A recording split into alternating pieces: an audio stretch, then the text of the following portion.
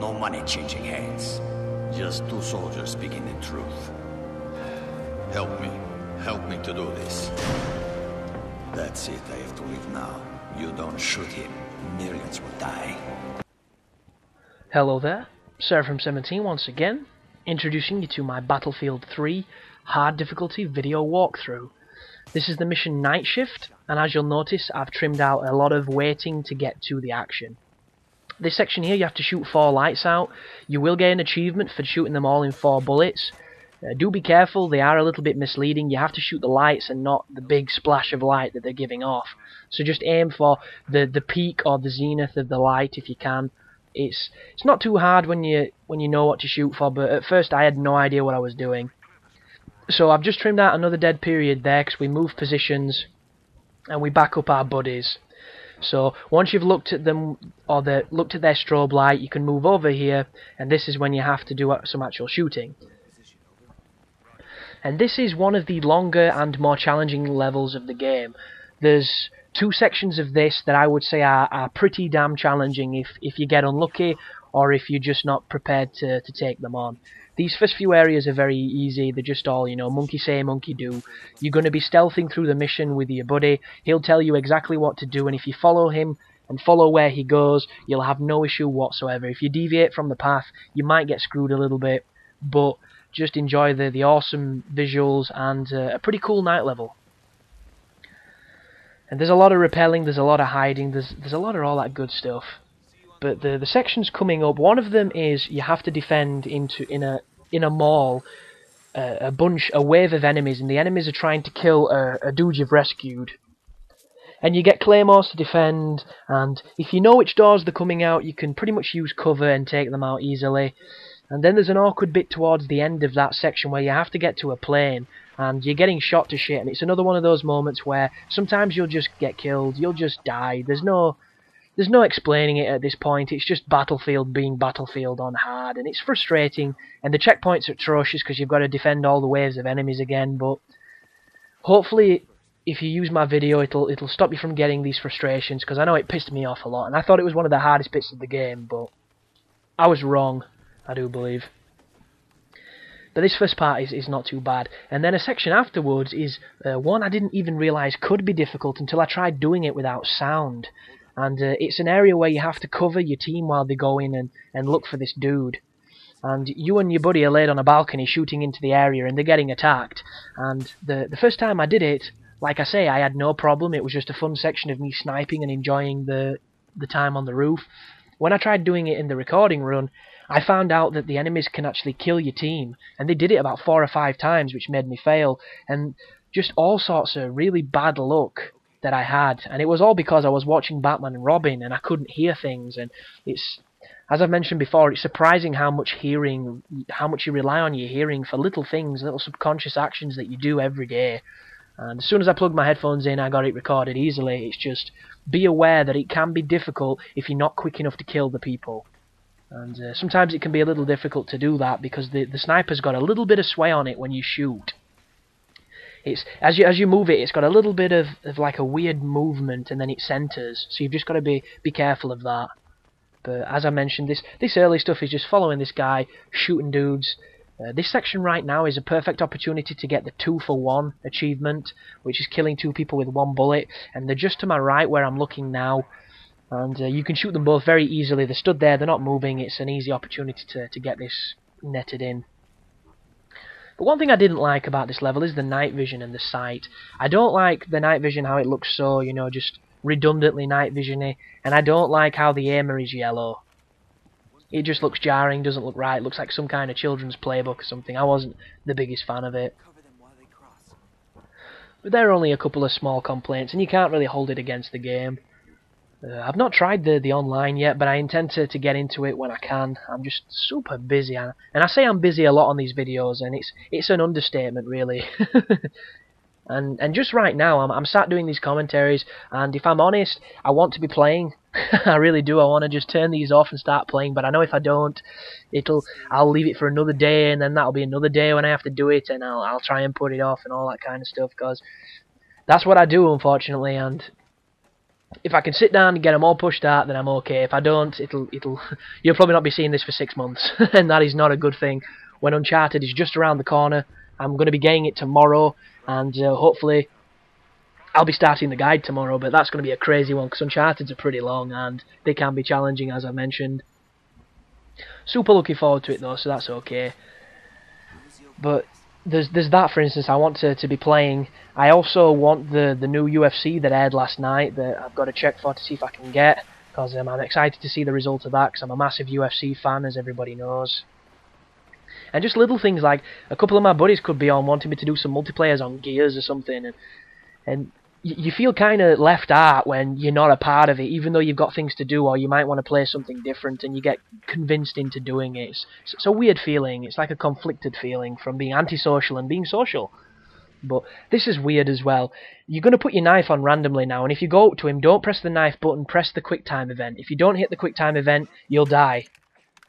And he doesn't even have to hit you, you'll just die, because this is a scripted sequence to alert the rest of the soldiers, because you're going to have to run away from a bunch of insurgents, or whatever you want to call them, general terrorists, PLR dudes. So there you go, you've just stuck him with your knife, you've stood there a hell of a lot longer than it took him to die. You should have just gashed his throat and run. But as soon as you get control back, if you run across here, you'll get shot at, but you won't get shot. This is not a bullshit moment where you'll die. These guys have obviously got cataracts or bent barrels or something, and they can't hit you at all. But it leads to an interesting little bit of traversing, because you're going to be moving through sewers, you're going to be climbing ladders, and you're going to be just making your way towards the building where this shootout that I mentioned earlier is going to take place. But I'm not going to be talking too much about that, because it's going to be what the entire next video focuses on. And just look at those flares, man. I love them effects. They look so good. So good. And you can notice things like this happening now in films. A lot of J.J. Abrams films have artificial lens blooms and you know, like lens flares added to them in post-production to make it look a little bit more interesting. And one film it's really obvious on is Skyline. Because if you've ever seen Skyline, it's not the best movie, but it's okay, and it's a marvel of filmmaking, in my opinion, and not for its quality, just for how it came to be. These are two special effects guys that pretty much filmed all the human acting scenes and everything on a budget of, I think, something about around $20,000. This could be off, but it's a small budget for a film. And then they went and spent about $2 million on effects to add all the monsters and everything. And the effects on the film are fantastic, really, when you consider they look really good, but, you know, nothing can save an average film that's got an interesting premise and an interesting twist at the end and very little else, except for Donald Faison, who's Turk from Scrubs, if you remember him. And he dies, spoiler alert, but the thing with Skyline where you can notice it is when the blue lights appear. A lot of the time when you see the actors in the room talking, the blue lights will have lots of lens blooming and stretching, like you see on this game, those artifacts from a camera looking at a light and it not being able to process it correctly. And they simulate this artificially to show that it's there and to give it that, you know, handheld filmed feeling. And it looks really good, but you can definitely tell it's been added, because there's some moments where it's almost animated and you can see the keyframe attention it's been given. Obviously, if you don't look at films in that much depth, excuse me, you'll probably not care and just sit there and enjoy it, and good on you. But this is another one of the doors that you can't open by yourself, so I get behind my friend there and bum him for a few seconds before moving onwards.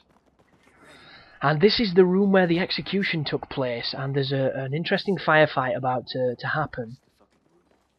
So you come in here, this is obviously where the atrocity went down, and he goes on about how it's set out in the exact same way it was when it happened on the video. And the first time I played, I intentionally moved all the props just to be like, you know, fuck you, fuck your news tape, and ruined his official statement. But it doesn't make any difference in the game. It's just me being an idiot. And what's going to happen is he finishes off his conversation with your commanding officer, and where I just aimed them with my sniper rifle is where the enemies are going to spawn. And if you're quick enough and good enough with the sniper rifle, it doesn't take that much skill to do, really. You can kill every enemy before they get near the door, and then what happens is two guys will go up against the door and they'll breach and enter with a grenade. They're the only real threat on this section if you snipe all the early dudes. And the best thing to do is to move across to the other side of the room and switch to your MP7 to take them out. The only problem is this guy sits around for ages before it kicks off, and I'm stood here waiting, trying to get, 1 foot ahead of the opposition, and he's just checking for scratch marks, he's checking his phone for text messages, and then finally they turn up. So here they come, and thankfully you've got a night vision scope, so just start taking them out, just start bolt actioning them.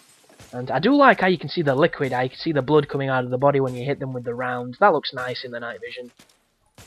And then you just do this, they pile up for you like sheep, and you can just keep hitting them. And luckily enough, because your buddy's in front of you, he generally takes the more blunt force of the first few shots until they realise you're there and infinitely more sexy, and then they'll start shooting you. Because the one thing I hate about any squad-based first-person shooter is, for some reason, except for Gears, every single enemy shoots at you. They completely ignore your team, and they make you their utter devotion, and it's frustrating. So that's when the enemy's coming through the room. You'll notice I've switched to my submachine gun. There's one guy with a light. When he says let's go, that means everybody's dead. That means you're safe to proceed. And we're going to be moving back towards and regrouping with our team. So just keep following these stairs. And it's pretty much smooth sailing till the end of the video. And the second one will obviously pick up after that. But for anybody wondering what the next guide's going to be, I'm going to mention it slightly earlier because I generally do this at the end, and I might need to say something at the end of this game, I'm not too sure. But the next guide you'll be seeing will be Uncharted 3, Drake's Deception. And I'm really excited for it, I hope you guys are, because it looks so good, it looks so really good. And I've heard through Giant Bomb sources that there are no stupid blue dudes to kill this time around, so I'm probably going to enjoy the entire game, unlike Uncharted 2, where I got to those blue dudes and they pissed me off so much I wanted to smash my TV. But video's winding down again. This is just me following waypoints because you've got to wait for your team to kick doors open, which is the most redundant mechanic, and it sucks, but what can you do? So as always, people, thanks for watching the videos, thanks for supporting my channel.